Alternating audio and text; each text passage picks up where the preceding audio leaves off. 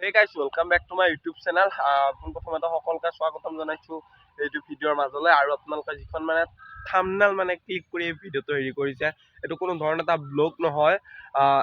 আপোনালোকে নিশ্চয় এইটো গম পাইছে আমাৰ দৰঙত যিটো এটা ঘটনা ঘটি গৈছে তো সেইটো ঘটনাৰ বিষয়ে অলপমান থুলমূলকৈ আলোচনা কৰিম, মানে সেইটো টপিকৰ ওপৰত অলপমান ক'বলৈ চেষ্টা কৰিম। তো আশা কৰোঁ সকলোৱে ভিডিঅ'টো একদম শেষলৈকে চাই যাব মানে চাওক, আপোনালোকে জানে যে দৰঙৰ এজন ইউটিউবাৰ অৰ্থাৎ অসমৰ এজন জনপ্ৰিয় ইউটিউবাৰ খিতেকাই নামে মানে খ্যাত আমাৰ দীপজ্যোতি দা। তো তেওঁক মানে দুষ্ট চক্ৰই এটা আক্ৰমণ চলাইছিল আমাৰ মঙলদৈতে বুঢ়াপাৰা নে কি তো সেনেকুৱা গাঁওখনত। তো আপোনালোকে বেয়া নাপাব, মানে গাঁওখনৰ নামটো সঠিককৈ ক'ব নোৱাৰিম। তো মানে মঙলদৈতে তেওঁক মানে আক্ৰমণ চলাইছিল দুষ্কৃতিকাৰীয়ে। এনেকুৱাকৈ ৰাতি মাজনিশা বৃহস্পতিবাৰে আক্ৰমণটো চলাইছিল, আৰু যিহেতু মানে মাজনিশা আক্ৰমণ চলাইছিল তেওঁ হাত আৰু মূৰত বৰ বেয়াকৈ মানে আঘাত পাইছিল, তেওঁ আঘাতপ্ৰাপ্ত হৈছিল। আঘাতৰ ফলত তেওঁ আজি বৰ্তমান মানে বাইহাটা চাৰিআলি নেকি তো তাতে মানে হস্পিটেলত তেওঁক ICUত থোৱা হৈছে। মানে বহুত বেয়াকৈ আঘাত পাইছিল, যিহেতু তেওঁক মাথাত দুখ পাইছিল, ইয়াৰ মূৰত আৰু হাতত দুখ পাইছিল। তো মানে তেওঁ বৰ্তমান হস্পিটেলত মানে ICU ৰুমত আছে বৰ্তমান। আৰু কালি যোৱা ৰাতি মানে মই তেখেতলৈকে ফোন কৰিছিলোঁ, মানে তেখেতৰ নাম্বাৰটোতে কৰিছিলোঁ, কাৰণ তেখেতৰ ঘৰৰ কোনো কাৰো মানে নাম্বাৰ মোৰ হাতত নাছিল যিহেতু।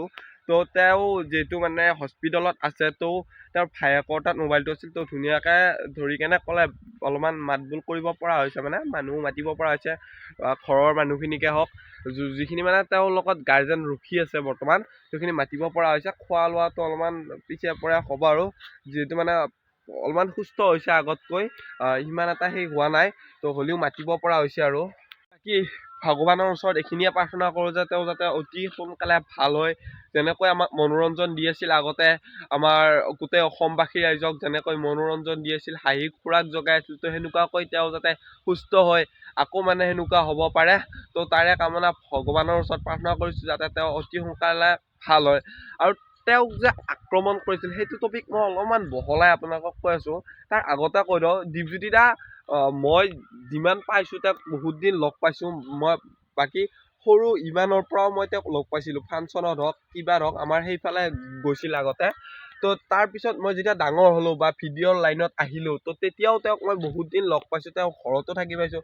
তেওঁ কিন্তু মানুহটো সিমান এটা সেই নহয়, মানে সকলোৰে লগত মিলে বা সকলো ডাঙৰ সৰু বুলি কথা নাই, তো সকলোৰে লগত যেনেকুৱা মানে সেনেকুৱা হয় আৰু তাৰমানে সকলোৰে লগত মিলা প্ৰীতিৰে থাকিব পাৰে। তো তাৰপিছতো তো তেওঁক মানে কেলে মানে সেনেকুৱা কৰিব, তো কথাটো বহুত বেলেগত গুচি যায়। তো বাদ বাকী তেওঁ যাতে সোনকালে সুস্থ হৈ যায় তাৰে কামনা। আৰু তো এতিয়া চাওক, মই এটা কথা ক'ম, এইটো কথা অকলে হয়তো বহুতে বেয়াও পাব পাৰে, হয়তো বহুতে ভালো পাব পাৰে, মই নেজানিম। তো হ'লেও মই কথাটো ক'বলৈ বাধ্য হৈ পৰিছোঁ। বেলেগৰ কথা নকওঁ, আমাৰ যিখিনি মানে ওচৰে পাজৰে মানুহ আছে, তো এইখিনিৰ কথাই ক'বলৈ গৈছোঁ। চাওক, মানুহ এটা যেতিয়া মানে এটা ষ্টেপত উঠিব, যেতিয়া এটা সফলতাৰ শাৰীত উঠিবলৈ চাব, তেতিয়া মানুহে ঠাট্টা কৰে। যেতিয়া মানুহটো অসফল হয় তেতিয়া ঠাট্টা কৰে, আৰু যেতিয়া মানুহটো সফল হয় অৰ্থাৎ ছাকচেছ হয়, যেতিয়া মানে তেওঁক মানুহে চিনি পোৱা হয়, জনজাত হয়, মানুহ অ'ত দেখিলে মাতে ত'ত দেখিলে মাতে, মানে মানুহৰ মাজত মানে জনপ্ৰিয় হৈ পৰে, তো তেতিয়া মানুহে হিংসা কৰিবলৈ থয়। তো আগতে তেওঁক কৰিছিল ঠাট্টা, আৰু এতিয়া যোনটো পৰ্যায় আছে তো এইটো পৰ্যায়ত হিংসা কৰে। তো এতিয়া চাওক, এইখিনি কথা মই বেলেগক কোৱা নাই, আমাৰ মানুহখিনিকে কৈছোঁ। মানে তেওঁলোকে এটা বস্তু চাব, তেওঁলোকে মানে মানুহ এজনক সফলতা শাৰীত দেখিব নোৱাৰে, তো তেতিয়া মানুহক ঠাট্টা কৰে, আৰু যেতিয়া মানুহ এটা সফল হ'ব তো তেতিয়া মানুহক হিংসা কৰিব। তো এইটো বহুত মানে কথাটো বহুত বেলেগলৈকে গুচি যায় ক'বলৈ গ'লে। এইটো ঘটনা নট অনলি দীপজ্যোতি দাৰ লগত নহয়, সকলোৰে লগত মানে ঘটিব। তো এদিন নহয় এদিন ঘটিব। তো তাৰে এটা উদাহৰণ দি দিছোঁ। তো আপোনালোকে হয়তো চিনি পায় শুৱালকুছিৰ এজন ইউটিউবাৰ জুবিন ব্লগছ আৰু RJ ক্ৰিয়েশ্যন বুলি আছিল, মানে জিন্তু দাৰ কথা কৈছোঁ, জিন্তু বিজাল যে কয়। তো তেওঁলোক মানে সেইদিনাখন ৰাতি গৈ আছিল, তো তেওঁলোকৰ লগতো মানে সেনেকুৱা এটা ঘটনা হৈছে, মানে ডকাইতৰ এনেকুৱা কেছ এটা হৈছে। তো গাড়ী গ্লাছখন ভাঙিছে, তো গাড়ী এনেকুৱা স্কেটছ পৰিছে অলপ অলপ, তো সেনেকুৱাকৈ তেওঁলোকৰ ঘৰতো কিবা সাংবাদিক এনেকুৱাকৈ গৈছে। তো চাওক, আজিকালি মানুহবিলাক কিহত ধৰি মানে এনেকুৱা হৈ গৈছে, তো সেইটো ক'ব নোৱাৰি বৰ্তমান। তো চাওক, মানুহবিলাক বহুত বেলেগ পৰ্যায়লৈকে গৈ আছে বৰ্তমান। তো এতিয়া চাওক মই সেইদিনা এটা ভিডিঅ'ত কৈছিলোঁ যে পৃথিৱী বিলুপ্ত কাল আহি আছে আৰু এতিয়া চাওক সঁচাকৈ পৃথিৱী বিলুপ্ত কাল আহি পৰিছে যেনেকুৱাকৈ আমাৰ মানৱৰূপী যিবিলাক মানে দানৱ আছে তো তেওঁলোকে মানে এই কালটো চপাই আনি আছে নহয় মানে যিখিনি হ'ব লগা আছে সেইখিনি হৈয়ে গৈ আছে বৰ্তমান সময়ত এতিয়া চাওক মানুহখিনি কিন্তু সঁচাই একদম ভয়ানক পৰিস্থিতিলৈ গৈ আছে তো সকলো মানুহ একদম মানে এটা ডকাইতৰ ৰূপ লৈছে বুলি ক'লেও ভুল নাই তো এতিয়া চাওক আগতে আমাৰ যিহেতু ৰাতি ভয় আছিল ভূত পিশাচলৈকে তো এনেকুৱা ধৰণৰ গছ গছনি থকা হাবি থকা জেগাত মানে ভূতলৈ ভয় আছিল বুলি ক'ব পাৰি কিন্তু এতিয়া বৰ্তমান যিটো সময় এই সময়টোত এনেকুৱা এটা আগৰ ৰাস্তাটো তো এইখিনি আগৰ এটা পকা ৰাস্তা আছে তো এনেকুৱা এটা ৰাস্তাৰে যদি আমি 1-2টা বজাত যাওঁ তো এতিয়া বৰ্তমান মানুহে ভূত বা পিশাচলৈকে ভয় নকৰে তো ভয় কৰিব কিয় লয় মানুহ লয় আৰু মানুহ ডকাইত দালাল তো চোৰ এনেকুৱা টাইপতে থাকে ন বৰ্তমান সময়ত এনেকুৱা ৰাস্তাত ৰখি কেনে তো সেইবিলাকলৈ ভয় কৰিব লগা পৰিস্থিতি আহি পৰিছে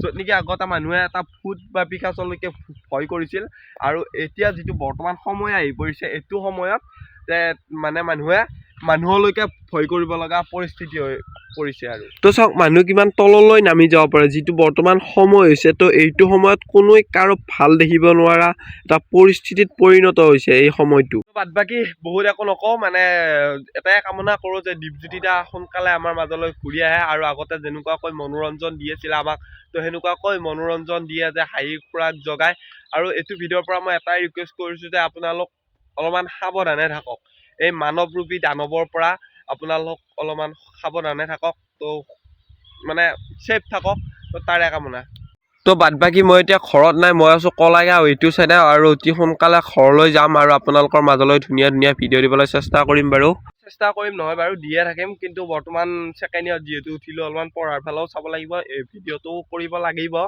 তো সেনেকৈ চলাই থাকিম আৰু তো গাইছ এইটোৱে আছিল এটা সৰু ভিডিঅ' যদি এই ভিডিঅ'টো ভাল পালে like share comment and subscribe কৰিব বিশেষকৈ এইটো ভিডিঅ' অলপমান শ্বেয়াৰ কৰি দিব আপোনালোকে আপোনালোকৰ সমনীয়ালৈকে বা এনেকুৱাকৈ হোৱাটছআপত হ'লেও মানে অলপমান শ্বেয়াৰ কৰি দিব ষ্টেটাছ যোগে তো এইখিনিয়ে আছিল আৰু তো দিয়ক আজিলৈকে বাই বাই জয় অসম